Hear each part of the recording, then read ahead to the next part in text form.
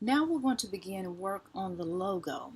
Using the type tool within the toolbar, go ahead and select the T for type tool, click inside of the canvas, and interestingly, by default, this item includes filler text, but we do not need it, so I'll click delete. And what you should do now is type the first letter of your first name. I'm going to type a capital P. And while you're doing that, I'll just explain here to my left corner, I have my tools. And among the toolbar, you can see that if you hover over an item, you're able to identify, or it's labeled the name of the tool, but also if you hold down the item, the arrow there, you'll be able to see the other options within that tool item. But I'll go back to the toolbar. Okay, now let's go ahead and click on the selection tool. And what we should do now is make this item larger, and it can be rotated. We want to play with it a bit.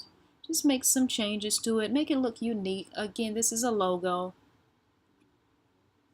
To play with it. You can stick with the things that I've done, or you can just do something funky, something crazy creative. But we do want it to be large. Again, this is our logo here.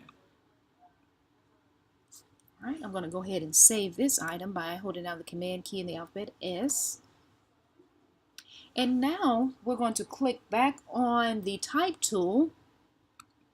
We want to type another letter here, and again, by default, the filler text, just simply delete.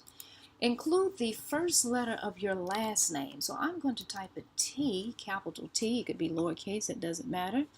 Click on the selection tool, and I'm going to play with it again in terms of making it larger. Now it's a logo, so I do want it associated with the first letter.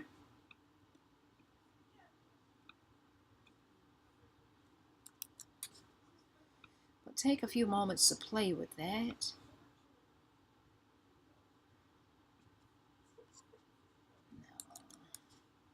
I'm holding down the Command Z to actually undo my most recent changes.